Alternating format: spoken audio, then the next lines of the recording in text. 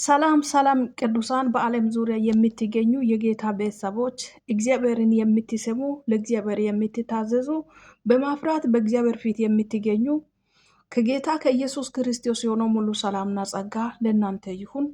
እኔ ዛሬ እይታችሁ ታሜ ነኝ።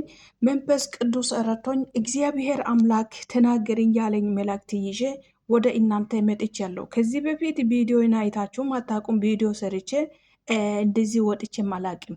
ዛሬ ግን መንፈስ ቅዱስ ውጪ ያለኝ ጌታ ተናገረኝና ይህ መልእክት ይዤ ቢወጣ ይሰማሉ ወይ ብዬ ለማውጣት ፈርቻለሁ። ዛሬ 3 ቀን በፊት ራእይ አይቻለሁ። በራእይ ጌታ ተናገረኝ። ያለውበት የማገለግልበት ቦታ በሁለት ቦታ በኢሜልና በዋትስአፕ እግዚአብሔር በርካታ ህዝብ ይሰጠኛል። በዚያ ቦታም ከጸለይኩ በኋላ ሌሎቹም የሚሰሙት ይድናሉ፣ የሚሰሙት ይጠቀማሉ አለኝና ኢየሱስ ጌታ ነው። ወደ እናንተ የመላእክት ይዤ መጥቻለሁ። ቅዱሳን በብዙዎቹ እጅ ያለ በትር ስደክም ነው ያየኝ ጌታ ያሳየኝ።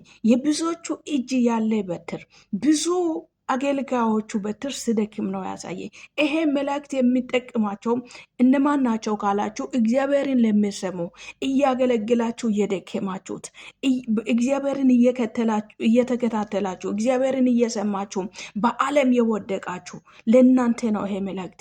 ከዚህ በፊት እግዚአብሔርን ይሰማ ነበረ፣ ከዚህ በፊት በእግዚአብሔር ፊት ነበርኩኝ፣ አሁን ግን ደከምኩ የምትሉት ይሄ መልእክት ለእናንተ ነው። እንደገና አቅማችሁ ይበረታል። እንደገና በእጃችሁ ያለው በትር እንደገና ይበረታል፣ እንደገና ይነሳል። ሰምታችሁ ፊሊስ እኔን ሳይሆን ጌታን ስሙ። ጌታ በአንድም በሌላም ይናገራል። በአህይቱም ሆኖም ጌታ ይናገራል። የአህያ አፍ የሚከፍት ጌታ በእኔም ሆኖ ሊናገር ይችላልና ምናልባት ዛሬ ሊጠቅማችሁ ይችላል። ሰምታችሁ ለሌሎቹ ሼር አድርጉ። ክብር ለኢየሱስ ክርስቶስ ይሁን። ስለዚህ የእግዚአብሔር ቃል በዚህ ቦታ ሲናገር ትንቢተ ኢሳይያስ ምዕራፍ 40 ከቁጥር 27 እስከ 31 ያለው የእግዚአብሔር ቃል እንዲህ ይላል።